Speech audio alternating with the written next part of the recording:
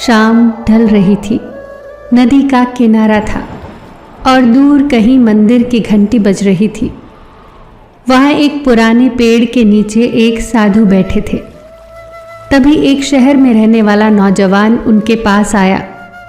उसके पास सब कुछ था, अच्छा काम, गाड़ी, बड़ा घर, पर उसके चेहरे पर एक अजीब सी उदासी थी। वह साधु के पास बैठ गया और धीमी आवाज में बोला, बाबा, सुना है आपके पास हर दुख का इलाज है, पर मेरा दुख ऐसा है जो किसी को दिखता ही नहीं। क्या आप बता सकते हैं कि मैं अंदर ही अंदर इतना परेशान क्यों हूं?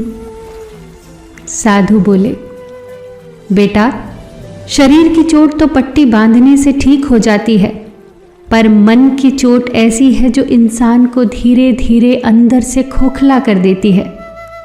तुम अकेले नहीं हो। आज हर दूसरा इंसान इसी अनदेखे दर्द को लेकर घूम रहा है। परेशान इंसान ने बाबा से कहा, मुझे समझ नहीं आता कि ये शुरू कहाँ से हुआ। कभी कभी तो मुझे अपनों के बीच रहकर भी ऐसा लगता है जैसे मैं वहाँ हूँ ही नहीं। मैं हंसता हूँ, बातें करता हूँ, पर अंदर एक खालीपन सा महसूस होता है। साधु ने कहा, इसी को तो अकेलापन कहते हैं। दुनिया को लगता है कि तुम्हारे बहुत दोस्त हैं, पर असल में तुम्हारे पास ऐसा कोई भी नहीं है जिसे तुम अपने मन की बात कह सको, जिसे सुनकर वो तुम्हें गलत न समझे। बाबा ने आगे कहा, बेटा, अकेलापन तब नहीं आता जब लोग साथ नहीं होते, बल्कि ये तब आता है जब तुम खुद के साथ नहीं होते। जब हम अपनी खुशियाँ और गम अंदर ही अंदर दबाने लगते हैं तो वो मन में जाकर पत्थर की तरह जम जाते हैं। हम दूसरों को अपनी उपलब्धियां बताते हैं, पर अपनी कमियां छिपाते हैं। अपनी कमियों को बताने के लिए भी कोई होना चाहिए। आज से एक नियम बनाओ, सच्चा संवाद। हजारों दोस्तों की ज़रूरत नहीं है, बस एक ऐसा इंसान ढूंढो जिसके सामने तुम कमज़ोर होने से डरो ना। अगर कोई ना मिले तो कागज़ पर लिखना शुरू कर दो। जब तुम अपने दर्द को शब्दों में लिख देते हो तो वो तुम्हारे अंदर से निकलकर कागज़ पर आ जाता है और मन का बोझ आधा हो जाता है।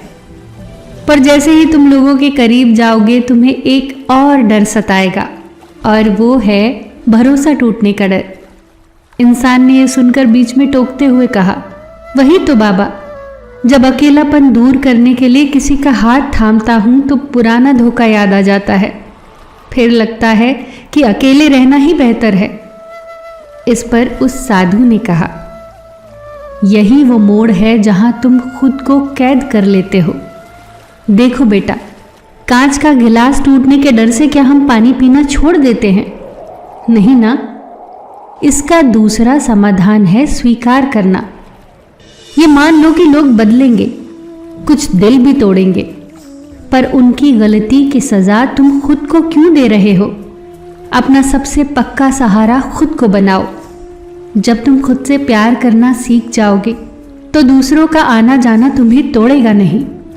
और जैसे ही तुम खुद को सहारा देना शुरू कर दोगे, तुम्हें महसूस होगा कि तुम्हारे अंदर कितनी अनकही बातें दबी पड़ी हैं।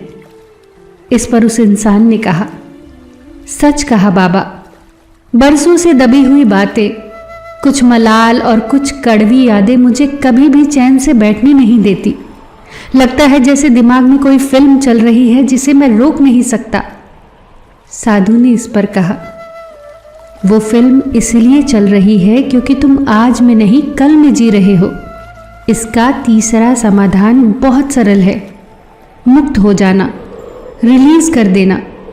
हर रात सोने से पहले एक काल्पनिक पत्र लिखो, उन लोगों के नाम जिन्होंने तुम्हें दुख दिया या जिन्हें तुम कुछ कहना चाहते हो। लिखो और फिर उसे फाड़ दो। यह क्रिया तुम्हारे दिमाग को संदेश देती है कि अब यह बोझ ढोने की जरूरत नहीं है। जब तुम इस बोझ को गिरा दोगे तो तुम पाओगे कि जो मानसिक थकान तुम्हें घेरे हुए थी वो धीरे धीरे कम हो रही है। इस पर उस इंसान ने कहा, पर बाबा, इस भागती दौड़ती दुनिया में खुद को समय कैसे दूं? जिम्मेदारियां और उम्मीदें मुझे हर वक्त थकाए रखती हैं। साधु ने इस पर मुस्कुराते हुए कहा, बच्चे, खाली कुएं से प्यासे की प्यास नहीं बुझती। अगर तुम खुद थके हुए हो तो तुम दूसरों को खुश कैसे रखोगे? अंतिम समाधान है, खुद के लिए जियो।